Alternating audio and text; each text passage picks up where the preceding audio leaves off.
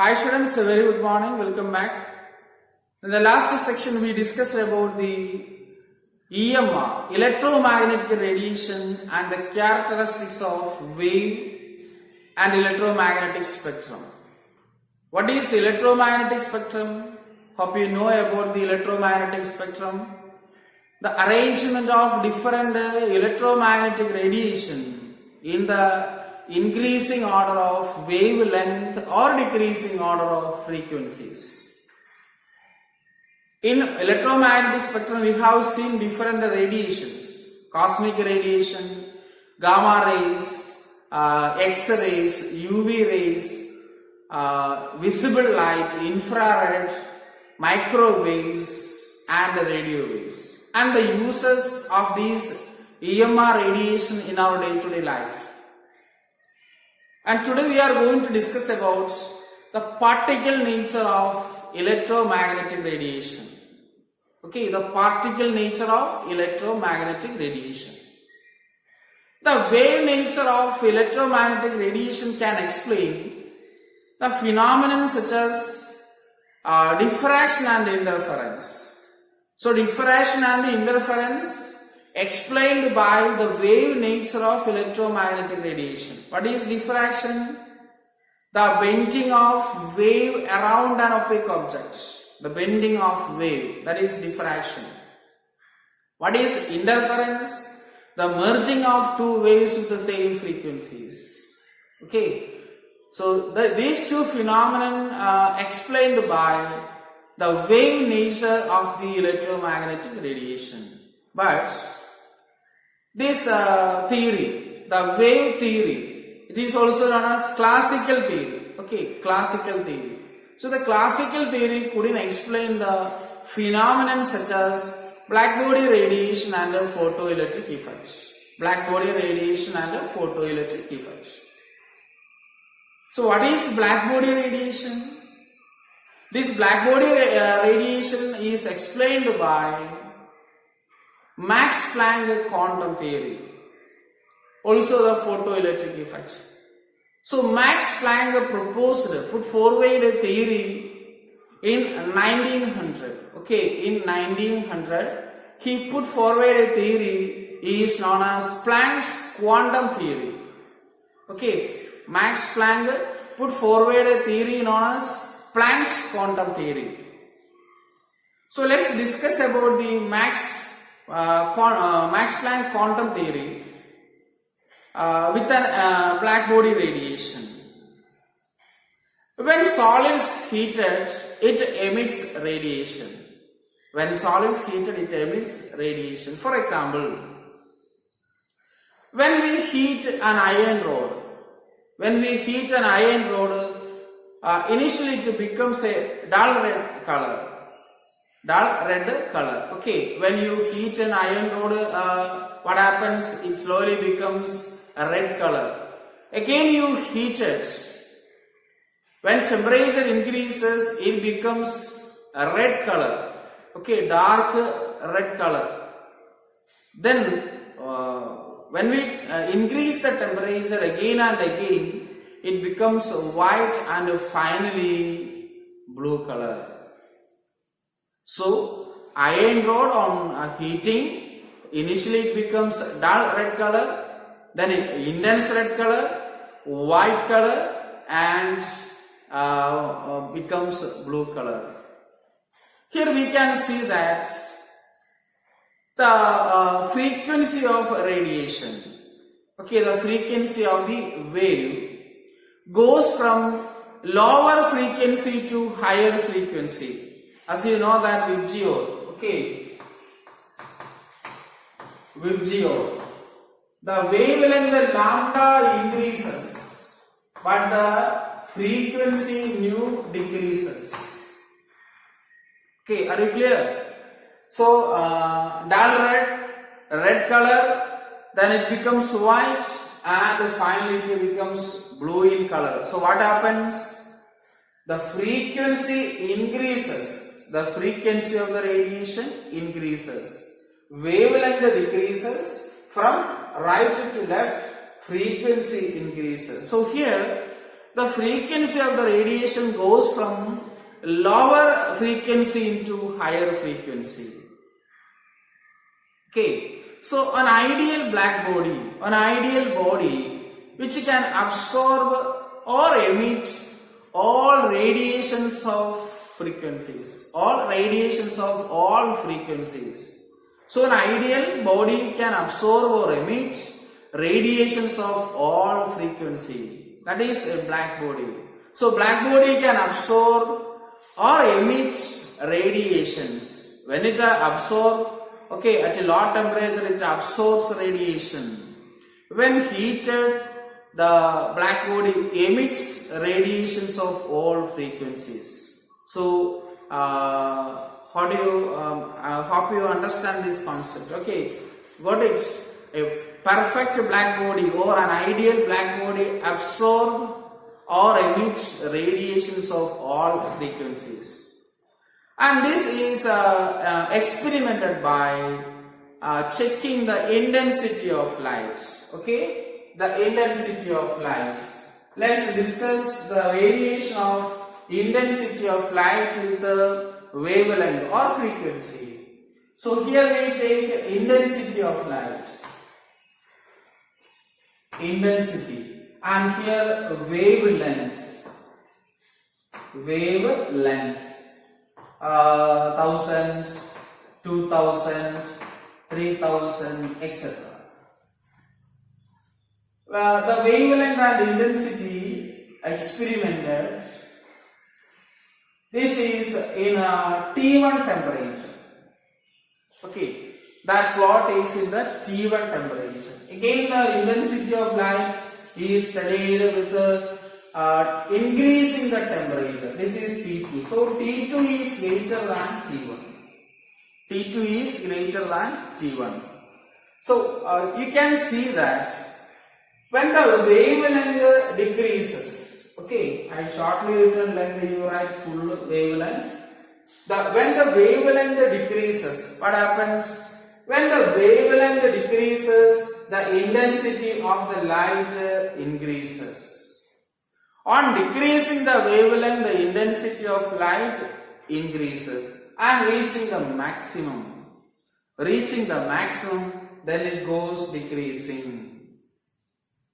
Okay, are you clear? When wavelength decreases, wavelength increases from left to right.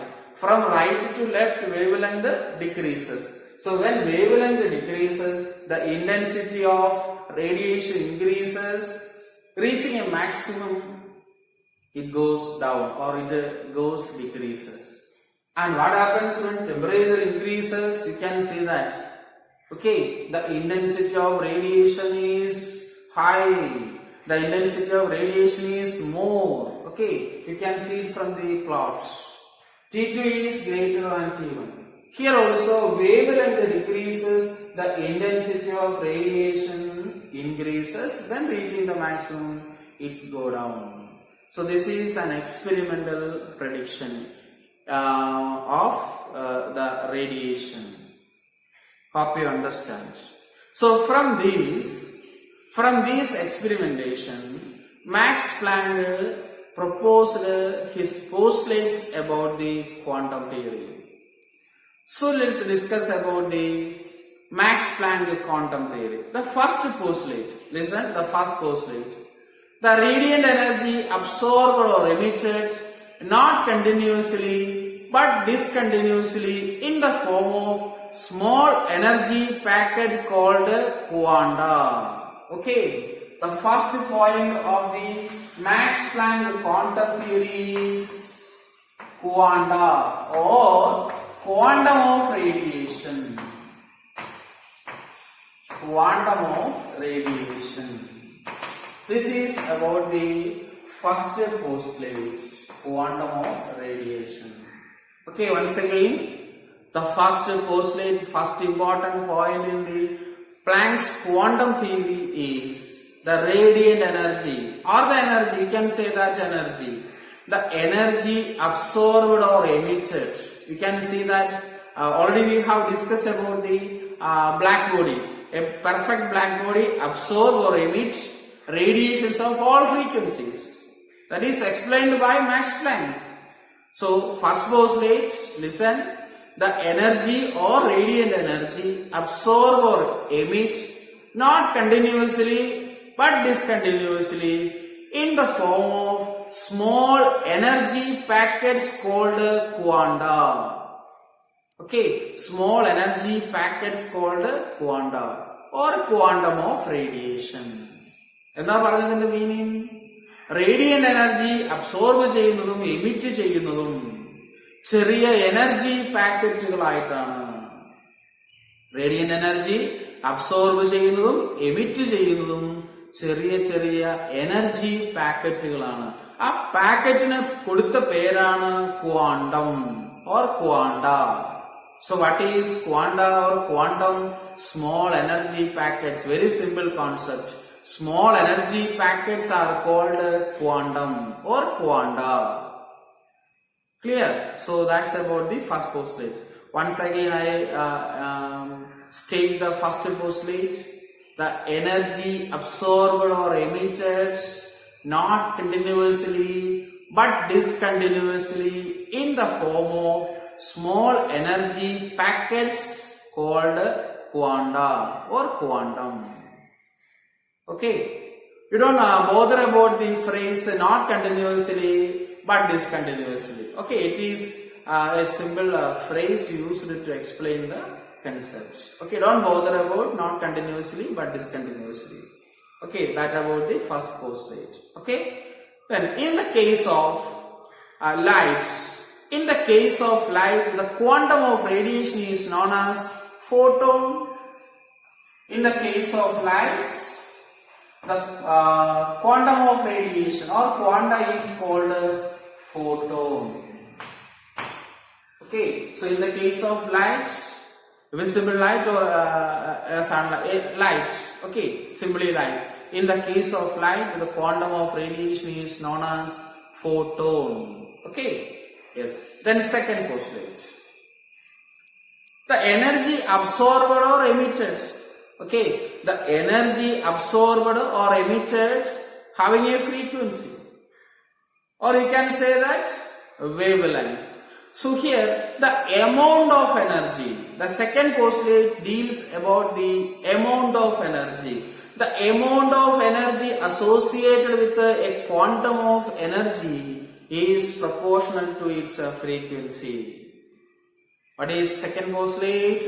The amount of energy associated with a quantum of radiation. The amount of energy associated with a quantum of radiation is directly proportional to its frequency. Okay, or frequency of the radiation. So second postulate is energy is directly proportional to frequency. E means energy, nu means frequency.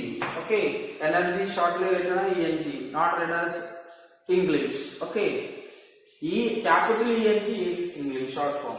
So ENG energy, nu is a frequency. Okay, nu frequency is shortly written as freak, not a frequent, freak. Yes. So E directly proportional to the frequency, and the proportionality is removed by putting a constant h nu. Okay, h nu, where h is known as Planck's constant. H is known as Planck's constant, and the value of h is equal to, the value of h is equal to 6.62 into 6 into 10 raised to minus 34 joule seconds. Because of energy 10, that's why we are using joule. Okay, so the Planck's constant h is known as Planck's constant. Its value or h is equal to 6.62 into 10 raised to minus 34 joule seconds. Are you clear? And the third postulate. A body can absorb or emit energy. Okay, a body can absorb or emit energy only in terms of integral multiples of quanta. Once again, a body can absorb or emit energy only in terms of integral multiples of quanta. What it means? What it means? It means that the energy is absorbed or emitted in terms of whole numbers. Okay? Yes. So the third postulate we have to write here. I write here the third postulate. The third postulate, energy absorbed or emitted only in terms of integral multiples of quanta. So E is equal to NH nu, where N is equal to 1, 2, 3, 4, etc. N is not equal to 1.5, 2, 3 by 4, etc. Okay, are you clear? The third postulate is a body can absorb or emit energy only in terms of integral multiples of quanta. Okay, the H nu is known as quanta. H nu, or nu is also known as quanta. H nu is also known as quanta. Okay, that's about the Planck's quantum theory. The next concept is photoelectric effects.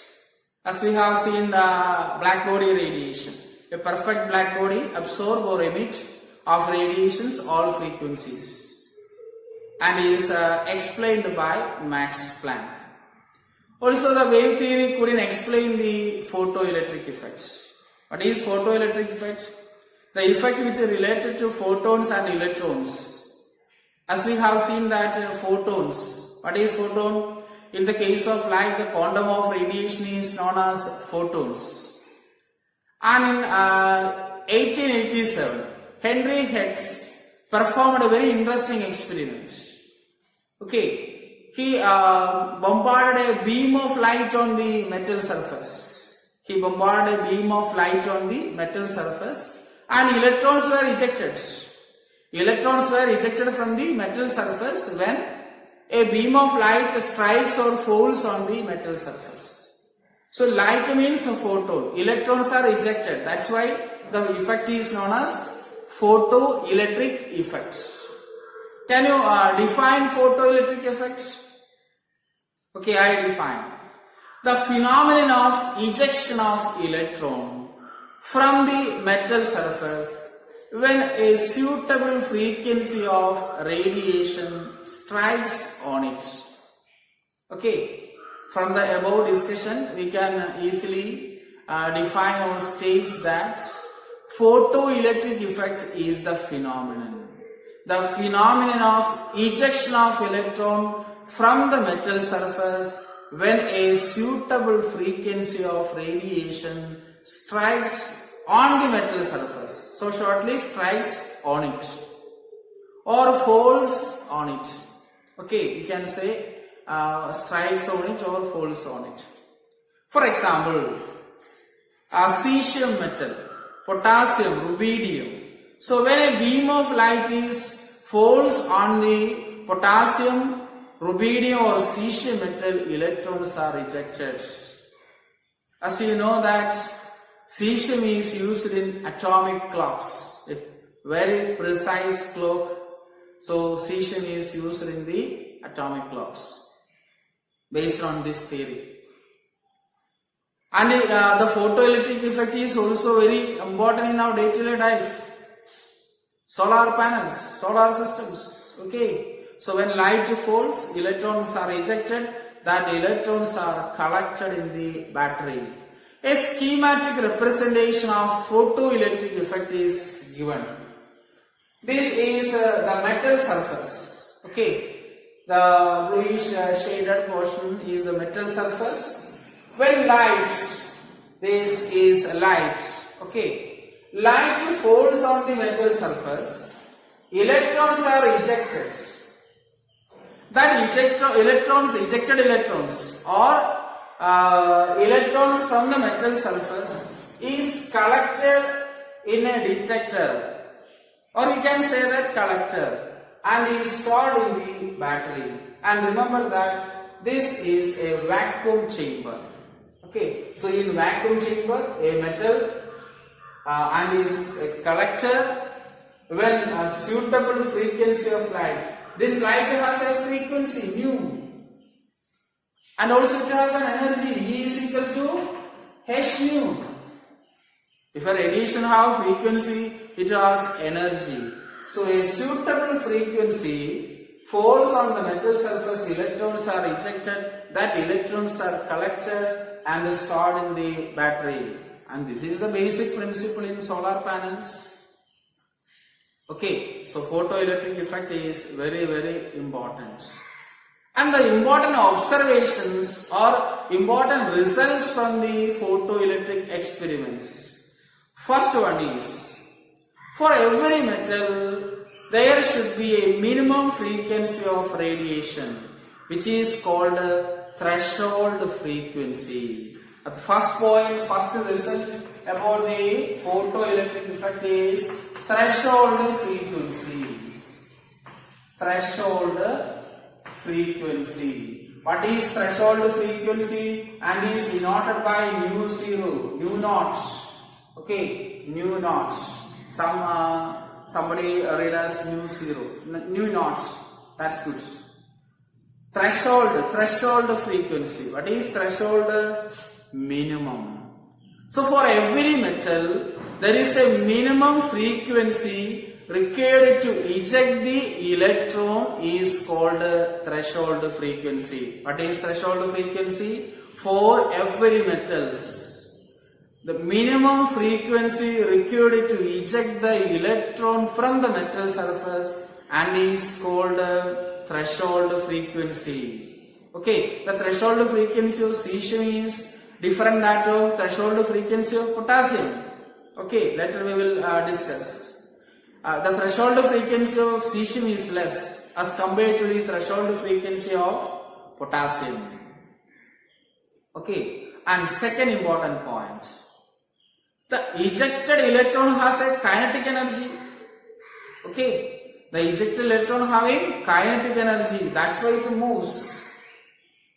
The kinetic energy of the ejected electron is directly proportional to the frequency of incident radiation. Second point. Okay, second point in the photoelectric effect, the kinetic energy of the ejected electrons. Ejected electrons are known as photoelectrons, an important point. Okay. It is directly proportional to the frequency of incident radiation. Okay.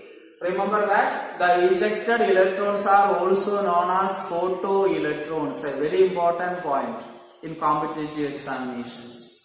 So kinetic energy of the ejected electron is directly proportional to the frequency. Okay, very important. And the third point is the number of ejected electrons or photoelectrons.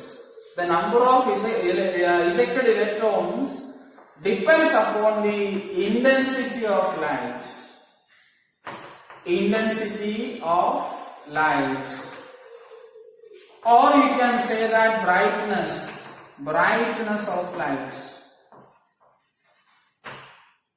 Okay. We discussed intensity and the brightness in the last section.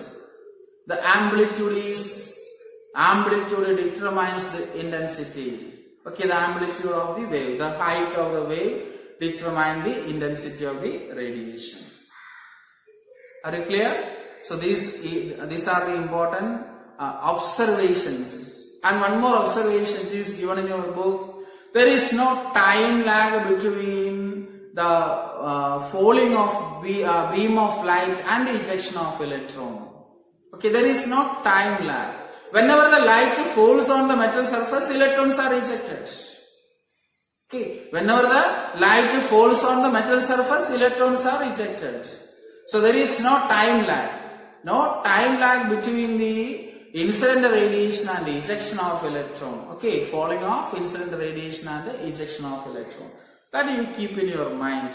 The main three important results are these three. Threshold frequency. Okay, denoted by nu naught. Kinetic energy of the ejected electron. What is kinetic energy? The energy possessed by the moving objects. So ejected electrons have kinetic energy. So the kinetic energy of the ejected electrons are directly proportional to the frequency of radiation. And the number of ejected electron depends upon the intensity of the light or brightness of the light. These are the three important observations. And one more observation, there is no time lag between the falling of light and the ejection of electron. And Henry Hertz couldn't explain this effect.